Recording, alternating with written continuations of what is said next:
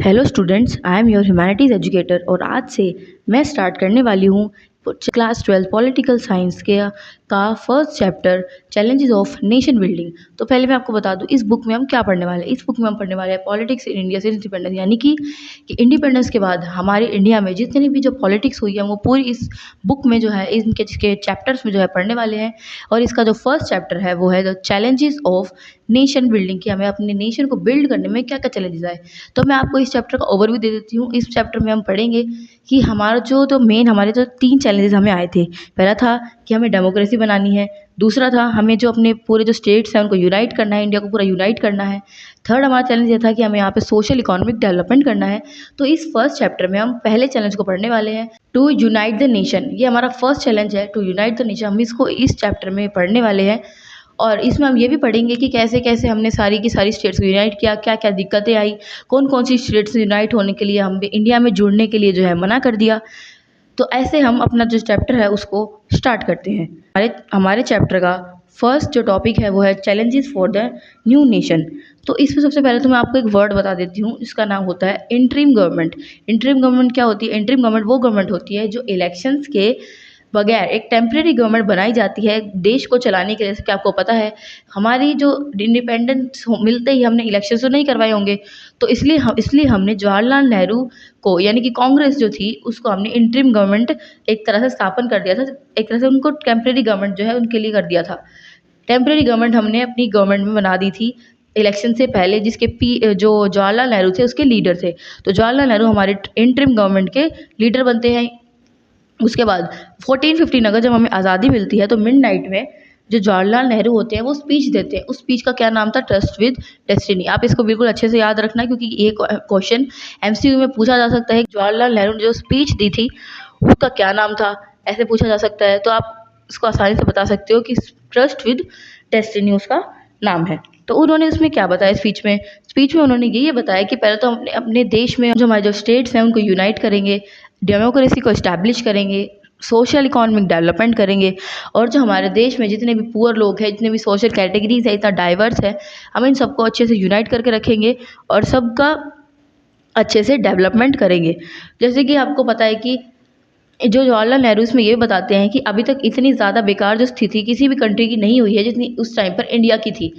क्योंकि इंडिया इतने ज़्यादा बेकार स्टेट में था कि उसमें इतने ज़्यादा पुअर लोग थे, ऊपर से उसमें इतनी ज़्यादा डाइवर्सिटी है, वो इतनी सालों तक कैद रहा है ब्रिटिशर्स के, फिर कभी पहले मुग़ल के, उसके बाद ब्रिटिशर्स के, और आखिर में, और ये हमारा जो ट्रॉमा है ये बहुत बड़ा ट्रॉमा है और हमें इस ट्रॉमा से निकलना होगा। जैसे कि आपको पता भी है कि बहुत जो ब्रिटिशर्स लोग थे उनको जब पता लगता है कि हम इंडिया में डेमोक्रेसी लाएंगे तो वो लोग हम पे हंसते भी है कि इंडिया में कैसे डेमोक्रेसी आएगी, कि ये इतना डाइवर्स कंट्री है कि यहाँ डेमोक्रेसी नहीं आ सकती, लेकिन फिर भी हमने यहाँ पे डेमोक्रेसी लाई। तो ऐसे ही हमारा जो फर्स्ट टॉपिक है में हम फर्स्ट चैलेंज को पढ़ने जा रहे हैं। फर्स्ट चैलेंज है हमारा टू यूनाइट द नेशन। तो अब हम पढ़ने जा रहे हैं अपने 3 चैलेंजेस को। फर्स्ट चैलेंज, जैसे भी मैंने अभी आपको बताया, फर्स्ट चैलेंज हमारा क्या था? फर्स्ट चैलेंज था टू यूनाइट द नेशन, क्योंकि हमारा जो स्टेट है, हमारी जो कंट्री है वो 565 प्रिंसिपल स्टेट्स में बटा हुआ था। First challenge. सेकंड हमारा क्या चैलेंज था? सेकंड हमारा चैलेंज था कि हमें जो है डेमोक्रेसी को इस्टेब्लिश करना है, हमें इलेक्शंस करवाने हैं, हमें किसी भी बिल्कुल वो नहीं करना कि हमें सारे जो अनटचेबिलिटी हमारे देश में थी या फिर ऊंची जाति नीची जाति को था, उन सबको हमें अपने देश से निकाल फेंकना था और बिल्कुल एक बढ़िया सा कॉन्स्टिट्यूशन बनाना था और डेमोक्रेसी को इस्टेब्लिश करना था। थर्ड हमारा क्या चैलेंज था? To promote social economic development हमें करना था। तो जैसे कि आप अपनी बुक में देख ही सकते हो कि उसमें एक लाइन है कि पहले चैप्टर में हम अपने फर्स्ट चैलेंज को देखेंगे, सेकंड चैप्टर में अपने दूसरे चैलेंज को देखेंगे, थर्ड चैप्टर में हम अपने थर्ड चैलेंज को देखेंगे। तो जो हमारा फर्स्ट चैलेंज जैसे कि मैंने आपको अभी अभी बताया है कि टू यूनाइट द नेशन।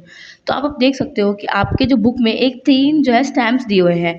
एक स्टैम्प्स ये बताते हैं कि हमारा जो फर्स्ट रिपब्लिक था, जब हमें इंडिपेंडेंस मिली थी, और इंडिपेंडेंस मिलने के बाद हमारा जब कॉन्स्टिट्यूशन जो है साइन हुआ था, ये उसको दर्शा रहे हैं तीनों स्टैम्प्स नीचे के साइड में। जैसे कि आपको पता है हमें जो इंडिपेंडेंस मिली तो थी, लेकिन हमें जो इंडिपेंडेंस है वो पार्टीशन के साथ मिली थी। तो हमारा जो नेक्स्ट टॉपिक है वो है पार्टीशन, डिस्प्लेसमेंट एंड रिहैबिलिटेशन। तो जैसे कि आपको पता है जैसे ही हमें इंडिपेंडेंस मिली तो पाकिस्तान अलग हो गया था और इंडिया अलग हो गया था। तो हम देखते हैं कि पाकिस्तान जो है वो मोहम्मद अली जिन्ना एक थे। मोहम्मद अली जिन्ना ने 2 नेशन थ्योरी दी थी। टू नेशन थ्योरी का मतलब क्या है? मतलब कि मुस्लिम जो है वो अलग नेशन में रहेंगे और इंडियन जो है वो अलग नेशन में, हिंदू जो है वो अलग नेशन में रहेंगे। इसलिए दो नेशन का नाम पड़ा पाकिस्तान और हिंदुस्तान। आखिर मोहम्मद अली जिन्ना थे कौन? मोहम्मद अली जिन्ना थे मुस्लिम लीग के लीडर। उन्होंने ही टू नेशन थ्योरी दी थी। अब सब लोगों ने देखो, जैसे कि आपको पता है, सब लोगों ने बोल तो दिया था कि पार्टीशन होगा। अब पार्टीशन का कुछ प्रोसेस भी तो होगा। तो उसका प्रोसेस ये था, सबसे पहले तो जब पार्टीशन में बात हुई तो ये बोल दिया था कि जहाँ पे ज़्यादा हिंदू हो तो उसको हिंदुस्तान बना दो, और जहाँ पे जो मुस्लिम हो ज़्यादा हो उसको पाकिस्तान बना दो। पर प्रॉब्लम ये थी कि कोई ऐसी जगह थी ही नहीं जहाँ पे पूरे के पूरे इंडिया, जहाँ पे पूरे के पूरे हिंदू हो या पूरे के पूरे मुस्लिम्स हो। तो इसलिए पहला जो हमारा चैलेंज आया पार्टीशन करवाने में, वो पहला चैलेंज आया कि there is no single belt of Hindu और मुस्लिम, कि कोई भी बेल्ट ऐसी नहीं थी, कोई भी जगह ऐसी नहीं थी जहाँ पे हिंदू और मुस्लिम बिल्कुल अलग अलग हो रखे हों कि ये सिर्फ मुस्लिम एरिया है या सिर्फ हिंदू एरिया है। तो ये हमारा जो है फर्स्ट चैलेंज था।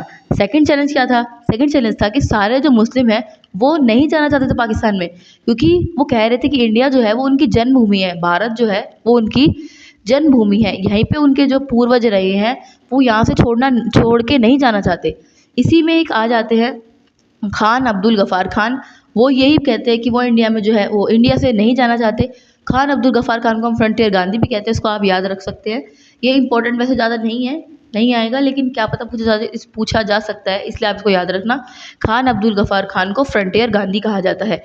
तो ये भी थे कि जो ये बोलते थे कि इनको हम नहीं जाना चाहते हैं इंडिया से बाहर। तो हमारा सेकंड चैलेंज क्या था? Not all Muslim wanted to go to Pakistan. Third challenge ये था कि जैसे कि आपको पता है, सबसे पहले तो पता था ईस्ट पाकिस्तान और वेस्ट पाकिस्तान की। थर्ड चैलेंज ये था कि no Muslim majority in Punjab and west Bengal, कि मुस्लिम की मेजोरिटी नहीं थी, बहुत ज़्यादा बड़े पैमाने पर लोग जो है वो इधर से उधर जा रहे थे। इस टाइम पे बहुत ज़्यादा मतलब कम्युनल वायलेंस जो है बहुत ज़्यादा होता है, क्योंकि कुछ लोगों को तो ये तक नहीं पता था कि वो कौन सी बाउंड्री में आ रहे हैं, कि वो पाकिस्तान की बाउंड्री में आ रहे हैं या फिर वो इंडियन की बाउंड्री में आ रहे हैं।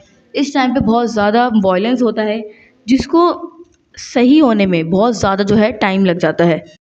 जो पंजाब के जो सिख होते हैं और जो वेस्ट बंगाल के जो बंगालीज़ होते हैं, उन लोगों को बहुत ज़्यादा वायलेंस जो है फेस करना पड़ता है, क्योंकि जब पंजाब ही डिवाइड होता है वो पाकिस्तान की साइड चला जाता है, और आधा जो बंगाल होता है वो बांग्लादेश की साइड चला जाता है, यानी कि वेस्ट पाकिस्तान के साथ चला जाता है। तो अब आते हैं अपने नेक्स्ट टॉपिक पर। नेक्स्ट टॉपिक का नाम है कॉन्सिक्वेंसेस ऑफ पार्टीशन। तो इसमें 1947 में जब हम पार्टीशन हो जाता है तो कॉन्सिक्वेंस क्या आते हैं कि बहुत ज़्यादा कम्युनल वायलेंस होता है। जो मुस्लिम्स होते हैं वो हिंदुओं को बॉर्डर पे बहुत ज़्यादा मारते हैं, हिंदू मुस्लिम्स को बहुत ज़्यादा मारते हैं, और लोग इधर से उधर बहुत ज़्यादा बड़ी तादाद में इधर से उधर ट्रांसपोर्ट कर रहे थे। जो लोग होते हैं उनको फोर्सफुली अपने घर से निकलना पड़ता है, अपने घर को अबैंडन करना पड़ता है और दूसरी जगह पे जाना पड़ता है। और कुछ लोग जो जाना नहीं चाहते थे उनको ज़बरदस्ती भेजा जाता है। बहुत सारी जो वुमेन्स होती हैं वो बॉर्डर पे ही मार दी जाती हैं। बहुत सारे बच्चे अपनी पेरेंट्स से अलग हो जाते हैं। बहुत सारे जो लोग हैं वो अपने घरों को मतलब उनको छोड़ना पड़ता है, अपनी फैमिलीज़ को छोड़ना पड़ता है। बहुत सारे फैमिलीज़, पूरी की पूरी फैमिलीज़ मर जाती हैं। बहुत से लोग अपनी वुमेन्स को खुद ही मार देते हैं इस चक्कर में कि उनको बॉर्डर पे कोई उनका रेप कर देगा। तो इसलिए बहुत सी वुमेन्स खुद ही, उनके फैमिली वाले उनको मार देते हैं, बहुत सी वुमेन्स का रेप होता है, और बहुत सी ज़्यादा वायलेंस जो है बहुत ज़्यादा होता है। हमारे पार्टीशन जब हो रहा था उस टाइम पर, इस टाइम पे बहुत से रिफ्यूजी कैंप्स बन रहे थे दोनों के दोनों बॉर्डर साइड पे। ऐसा भी हो रहा था कि जो रिफ्यूजी कैंप में जो लोग थे वो बहुत सालों बाद मिल रहे थे अपने, मतलब जो बचपन में जो बच्चा अलग हुआ था अपने पेरेंट्स से, वो इतने सालों बाद अपने पेरेंट्स से मिल पा रहा था। रिफ्यूजी कैंप्स को बहुत सालों तक वहाँ पे रखना पड़ता है, और बहुत ज़्यादा प्रॉब्लम जो है लोगों को आती हैं इस टाइम पर। जब पार्टीशन थोड़ा ये होता है कि हाँ अब थोड़ा सा मतलब सब ठंडा ठंडा पड़ रहा है, थोड़ा नॉर्मल हो रहा है, तो अब हम अपने चैलेंज पे आते हैं, इंटीग्रेशन ऑफ प्रिंसली स्टेट्स, यानी कि जो प्रिंसली स्टेट्स है उनको हमें अपने देश में इंटीग्रेट करना था। तो मेन प्रॉब्लम ये थी, जो ब्रिटिशर्स थे जाते जाते वो ये बोल के चले गए थे कि या तो जो प्रिंसली स्टेट है या तो वो इंडिया से मिल सकता है, या तो प्रिंसली स्टेट पाकिस्तान से मिल सकता है, या तो जो प्रिंसली स्टेट है वो इंडिपेंडेंट भी रह सकता है। तो ऐसे कि कुछ 4 प्रिंसली स्टेट्स थे जिन्होंने हमारे इंडिया में जुड़ने के लिए मना कर दिया। तो इस चैप्टर में हम पढ़ने वाले हैं हैदराबाद का, मणिपुर का, चैप्टर में हम 2 का पढ़ने वाले हैं। जम्मू कश्मीर का भी हम पढ़ेंगे, लेकिन हम जम्मू कश्मीर का जो 8th चैप्टर है हमारा रीजन एस्पिरेशन जम्मू कश्मीर का, हम उस चैप्टर में पढ़ेंगे। तो इन चैप्टर में मेन हमारा फोकस रहेगा हैदराबाद और मणिपुर। और वैसे ऐसे कौन से जो स्टेट थे कौन से जिन्होंने ऐसी डिमांड करी? पहला जो स्टेट था वो था ट्रैंकोवर बाद में मान गया था। उसके बाद डिमांड करी मणिपुर ने, उसके बाद डिमांड करी हैदराबाद ने, फिर डिमांड करी जम्मू कश्मीर ने, ये इसके बाद डिमांड करी जूनागढ़ ने। जो 4 प्रिंसली स्टेट्स थे ये इंडिया में मर्ज होने के लिए मना कर देते हैं। तो फिर हमारा जो अगला सब टॉपिक है वो है गवर्नमेंट अप्रोचेस। गवर्नमेंट अप्रोचेस में क्या है? गवर्नमेंट अप्रोचेस में जो गवर्नमेंट है वो कुछ लेके आती है कि कुछ जो प्रिंसली स्टेट्स हैं वो जो ऐड होने के लिए मना कर रहे हैं, तो क्या पता हम उनको मतलब कैसे ऐड कर लें। तो गवर्नमेंट हमारी जो बहुत ज़्यादा फ्लेक्सिबल उस टाइम पे हो जाती है, वो कहती है कि वो कुछ भी कर सकती है, लेकिन कुछ भी मतलब उनको दे सकती है, लेकिन हम उनको अलग नहीं होने देंगे। हमें पूरे के पूरे सारे के सारे जो प्रिंसली स्टेट्स हैं इंडिया में मर्ज चाहिए, वो ऐसे बोलती है। तो फिर गवर्नमेंट की अप्रोचेस क्या क्या थी? पहले तो गवर्नमेंट की अप्रोच थी कि हमें सारे के सारे प्रिंसली स्टेट्स को मर्ज करना है। सेकंड अप्रोच ये थी कि अगर कोई प्रिंसली स्टेट ऐड होने से मना कर दे तो हम उसमें क्या करेंगे, हम उनको थोड़ी सी छूट दे देंगे। मतलब हम उनको थोड़ी सी छूट दे देंगे कि आप इंडिया में मर्ज हो जाओ, लेकिन आपको जो राज्य है आप राजा रहोगे और आपकी पावर आपके पास रहेगी, ऐसा कर दे। और थर्ड हमारी ये गवर्नमेंट की अप्रोच थी कि हमें फिजिकल बाउंड्रीज को सेट करना था। ये थी गवर्नमेंट अप्रोचेस। अब आते हैं हम द मर्जर ऑफ हैदराबाद। तो हैदराबाद को हमारे इंडिया का लार्जेस्ट प्रिंसली स्टेट बोला जाता था, जिसका राजा था निज़ाम वर्ल्ड के सबसे रिचेस्ट मैन में से एक था। वो उसने क्या करा था 1947 नवंबर में उसने इंडिया के साथ स्टैंड स्टिल एग्रीमेंट साइन किया था। तो बीच में एक जो चीज़ है वो छोटी थी कि जो भी प्रिंसली स्टेट्स हैं अब उनको मर्ज कराने के लिए एक इंस्ट्रूमेंट ऑफ एक्सेशन करके एक एग्रीमेंट होता है, उसको साइन करना पड़ता था। अगर जब तक कोई भी प्रिंसली स्टेट इस एग्रीमेंट को साइन नहीं करेगा तो वो इंडिया में मर्ज नहीं हो सकता। उसका डॉक्यूमेंट का क्या नाम था? Instrument of accession. इसको आप याद रखना, ये MCQ में पूछा जा सकता है। हम हैदराबाद के मर्जर पे आते हैं। तो इसमें जैसे कि आपको मैंने अभी बताया कि स्टैंड स्टिल एग्रीमेंट निज़ाम ने साइन करा। इसमें वो बोला था स्टैंड स्टिल एग्रीमेंट का मतलब होता है कि अभी हम सोच रहे हैं कि हमें इंडिया में मर्ज होना है या क्या करना है। वैसे जो निज़ाम है वो पाकिस्तान में मर्ज होना चाहता था, लेकिन जैसे कि आपको पता है हैदराबाद एक ऐसा प्रिंसली स्टेट था जो बिल्कुल इंडिया के बीच में आ रहा था। तो हम उसको अलग तो नहीं कर सकते थे, हम उसको पाकिस्तान में मर्ज नहीं कर सकते थे या नहीं होने दे सकते थे, हम उसको इंडिया में ही मर्ज करवाना पड़ता हमें उसको। तो ऐसे स्टैंड स्टिल एग्रीमेंट साइन हो जाता है। उसके बाद वहाँ के जो लोग होते हैं, वहाँ की वुमेन्स होती हैं, वहाँ के सिटीजन्स होते हैं, जब उनको ये सब पता लगता है तो वहाँ पे बहुत ज़्यादा मैसिव जो है प्रोटेस्ट होने लगते हैं। वो सब सिर्फ एक ही चीज़ बोल रहे थे कि उन लोगों को इंडिया में मर्ज होना है। तो अब इसके अपोजिशन में जो निज़ाम है वो एक अपनी आर्मी बनाता है, जिसका वो नाम देता है जिसको रज़ाकर्स। आपको ये भी याद रखना है, ये भी MCQ में पूछा जा सकता है कि निज़ाम की आर्मी का क्या नाम था? निज़ाम की आर्मी का नाम था रज़ाकर्स। रज़ाकर्स थे, उनके ऊपर कोई भी बाउंड नहीं था। मतलब वो कभी भी किसी को नहीं, वो हिंदुओं को लूट सकते थे, वो हिंदुओं को मार सकते थे, उनकी वुमेन्स का रेप कर सकते थे, उनकी वुमेन्स को वहाँ से मतलब किडनैप लोगों को कर सकते थे। रज़ाकर में कोई भी बाउंड नहीं था और उनकी कोई भी सुनवाई नहीं की जाती थी।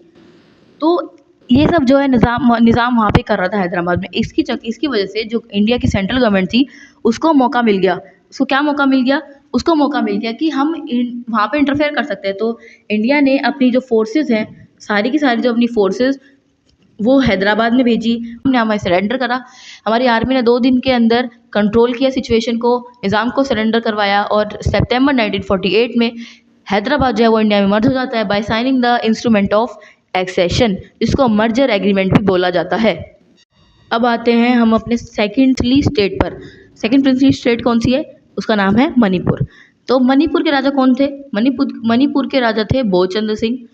और आपको ये याद रखना है कि मणिपुर के राजा कौन थे, या फिर जैसे ये हैदराबाद के राजा कौन थे, जम्मू कश्मीर के राजा जैसे थे।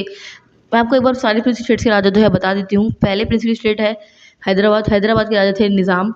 फिर उसके बाद है मणिपुर के राजा थे राजा बोधचंद्र सिंह। थर्ड है जम्मू कश्मीर के जो राजा थे उनका नाम था राजा हरि सिंह। जम्मू कश्मीर के बारे में हम अपने चैप्टर 8 में पढ़ेंगे, जैसे मैं आपको पहले ही बता चुकी हूँ। तो अभी हम आते हैं मणिपुर पे। मणिपुर में क्या था कि मणिपुर में जब सरदार वल्लभ भाई पटेल का बहुत ज़्यादा मेन रोल था सारी की सारी प्रिंसली स्टेट्स को इंडिया में मर्ज करवाने का। तो सरदार वल्लभ भाई पटेल मणिपुर के राजा बोधचंद्र सिंह के पास जाते हैं और उनको बोलते हैं कि आप इंडिया की मर्ज होने की बात करें। तो जो वहाँ पे जो राजा होते हैं वो बोलते हैं हाँ हाँ सोचेंगे सोचेंगे करते हैं। तो जैसे कि ये जो उनकी सिटीज़न्स को ये बात पता लगती है, जो सिटीज़न्स होते हैं वो जो उनके सिटीज़न्स होते हैं वो राजा को बहुत ज़्यादा उसको उस पे ऑपरेशन करते हैं, बहुत ज़्यादा दबाव डालते हैं। तो इस चक्कर में मणिपुर के जो राजा को इलेक्शन जो है करवाने पड़ते हैं। तो इलेक्शंस में आता है कि जो मणिपुर है वो इंडिया से मर्ज हो जाएगा। तो इलेक्शंस के जो इलेक्शंस होता है उसको देखते हुए 19 सितंबर 1949 में जो मणिपुर है वो भी इंडिया में मर्ज हो जाता है। आपको ये चीज़ याद रखनी है कि हमारे जो फर्स्ट इलेक्शंस हैं वो मणिपुर में करवाए गए थे 1949 में, और सितंबर 1949 में बोधचंद्र सिंह जो है वो मर्जर एग्रीमेंट को साइन करते हैं और इंडिया में मिल जाते हैं। अब आ जाते हैं हम अपने लास्ट टॉपिक पर इस चैप्टर के। तो हमारे लास्ट टॉपिक का क्या नाम है? लास्ट टॉपिक का नाम है reorganisation of states. Reorganisation of states में हमें सबसे पहले तो देखना है स्टेट की बाउंड्रीज़ को हमें क्रिएट करना था। अपनी स्टेट की इंटरनल बाउंड्री, अपनी कंट्री की इंटरनल बाउंड्रीज़ को हमें क्रिएट करना था। तो हम सब इसी दुविधा में थे कि किस स्टेट को हम कैसे क्रिएट करें, या फिर ये जो बाउंड्रीज़ हैं उनको कैसे हम डिवाइड कर सकते हैं। इसी के बारे में बहुत ज़्यादा चर्चा होने लगती है। जो नागपुर सेशन हुआ था 1920 में कांग्रेस का, तो उसमें बोला गया था कि जैसे ब्रिटिशर्स ने तो डिवाइड कर रखी थी स्टेट्स एडमिनिस्ट्रेशन के फिर पर्पस पे, तो हम ऐसे नहीं कर सकते हैं। उन्होंने बोला था कि बहुत से जो हम लिंग्विस्टिक बेसिस पे कर सकते हैं कि भाषा के आधार पर हम स्टेट को डिवाइड कर सकते हैं। जो हमारे मेन लीडर्स थे उनको ऐसा लगता है कि अगर हम स्टेट को लिंग्विस्टिक बेसिस पे डिवाइड कर देंगे तो ये एक डिसइंटीग्रेशन जैसा हो जाएगा और हम ऐसे यूनाइट नहीं रह पाएंगे। तो इसलिए पहले तो वो इस जो लिंग्विस्टिक बेसिस का होता है उसको वो छोड़ देते हैं। तो ऐसे एक बाद में एक मूवमेंट आता है जिसको हम कहते हैं विशाल आंध्रा मूवमेंट। ये जो प्रोटेस्ट है ये बिगिन होता है तेलुगु स्पीकिंग एरियाज़ में, जिसमें ये बोलते हैं कि हमें जो मद्रास है उससे अलग होना है। इसमें इसके पार्ट कौन कौन थे? आंध्र प्रदेश हो गया, केरला हो गया, कर्नाटका हो गया। तो आंध्र मूवमेंट, विशाल आंध्र मूवमेंट इसको कहा जाता है कि आंध्र प्रदेश को अलग होने की इसमें जो है बात कही गई थी मद्रास से सेपरेट करने के लिए। इस मूवमेंट के जो लीडर होते हैं वो होते हैं पोटी सिरामुल्लू इसके लीडर होते हैं। वो क्या करते हैं, वो 52 डेज़ का फास्ट रखते हैं और 52 डेज़ के फास्ट की वजह से उनकी जो है डेथ हो जाती है।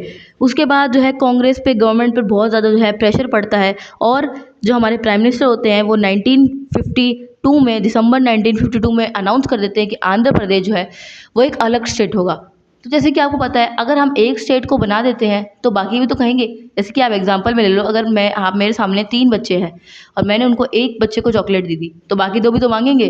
तो ऐसे ही जो बाकी जो स्टेट्स थी वो सब भी लिंग्विस्टिक बेसिस पे अपने अपने अलग अलग करने की बात जो है करने लगी। आपको ये वाली बात भी याद रखनी है कि जो फर्स्ट स्टेट लिंग्विस्टिक बेसिस पे बना था वो था आंध्र प्रदेश 1952 में। जैसे कि मैंने आपको बताया बाकी स्टेट्स भी जो है डिमांड करने लगी, कांग्रेस के ऊपर बहुत ज़्यादा जो है प्रेशर पड़ने लगा। जैसे कि आप देख भी सकते हो कि आपकी बुक में एक कार्टून है बना हुआ जिसमें जो जवाहरलाल नेहरू है वो नीचे बैठे हुए हैं और बहुत से जो लोग हैं वो उन पर प्रेशर जो है बना रहे हैं। तो वो यही है कि वो स्टेट की डिमांड कर रहे हैं। इसकी वजह से तो स्टेट रिऑर्गेनाइजेशन कमीशन का फॉर्मेशन होता है। स्टेट रिऑर्गेनाइजेशन कमीशन 1953 में फॉर्म होती है। कब होती है? 1953। ये डेट, ये ईयर आपको बहुत अच्छे से याद रखना है। ये क्वेश्चन बहुत बार पूछा जाता है पेपर में, एमसीक्यू में, मिड टर्म के एग्जाम में, आपके यूटीज़ में, प्री बोर्ड में। ये क्वेश्चन बहुत बार पूछा जाता है कि स्टेट रिऑर्गेनाइजेशन कमीशन का सेटअप कब हुआ था और इसकी क्या क्या रिकमेंडेशंस थी। तो सबसे पहले हम देखते हैं कि स्टेट रिऑर्गेनाइजेशन कमीशन का सेटअप 1953 में हुआ था, जिसको एसआरसी भी कहा जाता है। जैसे कि आप देखोगे, जैसे आप अपना पेज को जो है पलटोगे तो उसमें आपको एक दिखेगा कि एक जो इतना बड़ा जो जिन है वो एक मटके से में घुसने की कोशिश कर रहा है जिसके ऊपर एसआरसी लिखा हुआ है। तो वही है कि जो एसआरसी थी, एसआरसी ने सारी की सारी स्टेट की जो डिमांड थी इसको कंट्रोल कर लिया। एसआरसी ने 3 साल लगाए और 3 साल लगाने के बाद उन्होंने अपनी एक रिकमेंडेशन दी। अपनी रिकमेंडेशन उन्होंने कब दी? 1956 में उन्होंने अपनी रिकमेंडेशंस दी। और अपनी रिकमेंडेशन में उन्होंने बोला, पहला तो उन्होंने ये बोला कि जो स्टेट्स हैं उनको लिंग्विस्टिक बेसिस पे डिवाइड करना चाहिए। सेकंड उन्होंने क्या बोला कि जो स्टेट्स की कैटेगरीज बनी हुई थी कि developed state, under developed state, या फिर ऐसी कुछ कैटेगरीज जो बनी हुई थी ABC, उनको हटाने की उन्होंने बात करी कि सारी स्टेट जो है इक्वल होंगी, किसी भी स्टेट की कोई भी कैटेगरी जो है नहीं होगी। तो उन्होंने एक तो ये बोला। और थर्ड रिकमेंडेशन उन्होंने बोला कि जो यूटी है यानी कि यूनियन टेरिटरीज़ हैं उनको हम रिमूव कर दें। तो जो सेंट्रल गवर्नमेंट है वो यूनियन टेरिटरी वाली बात जो है उसको नहीं मानती। वो जो ऊपर की जो 2 रिकमेंडेशंस होती है वो सिर्फ़ और सिर्फ उनको ही अलाउ करती है, और हमारे जो स्टेट्स हैं वो लिंग्विस्टिक बेस पे डिवाइड होते हैं। वैसे आपके पेपर में नहीं आएगा कि कितने स्टेट्स डिवाइड हुए, लेकिन मैं आपकी फिर भी नॉलेज के लिए बता देती हूँ कि 16 जो स्टेट्स हैं वो डिवाइड स्टेट ऑर्गेनाइजेशन कमीशन बनने के बाद हुई थी। 16 स्टेट्स डिवाइड हुई थी। तो फिर इसी के साथ हमारा चैप्टर जो होता है कंप्लीट। जैसे कि मैंने अभी आपको इस चैप्टर की एक्सप्लेनेशन दी है, तो आपको क्या करना है, आपको एक बार इस चैप्टर की एक्सप्लेनेशन को देखने के बाद अपने चैप्टर को रीड करना है बिल्कुल अच्छे से। उसको लाइन बाय लाइन मैंने आपको पढ़ाया है, वैसे ही आपको अपने चैप्टर को line by line he read करना है। और आपको अगर इस चैप्टर में कोई भी डाउट हो तो आप कमेंट सेक्शन में डाल सकते हैं, मैं उसके बारे में वीडियो बना दूंगी, या फिर आपको कमेंट में ही बता दूंगी, आपके डाउट को क्लियर कर दूंगी। और आपको मेरा ये एक्सप्लेनेशन कैसा लगा आप मुझे ज़रूर बताएं, या फिर मैं अपनी एक्सप्लेनेशन में कुछ सुधार कर सकती हूँ तो वो भी आप मेरे को बता सकते हैं। जाते जाते इस चैनल को सब्सक्राइब करें, लाइक करें, शेयर करें, और इस वीडियो के नीचे कमेंट करें कि आपको ये एक्सप्लेनेशन कैसी लगी। और अपने दोस्तों के साथ ये ज़रूर शेयर करना। और ऐसे ही बड़ी अच्छी अच्छी एक्सप्लेनेशंस को सुनने के लिए आप हमारे चैनल के साथ जुड़े रहिए। तो इसी के साथ मेरी वीडियो को देखने के लिए आपका बहुत बहुत शुक्रिया। ऐसे ही मिलते हैं नेक्स्ट वीडियो के साथ। Bye bye.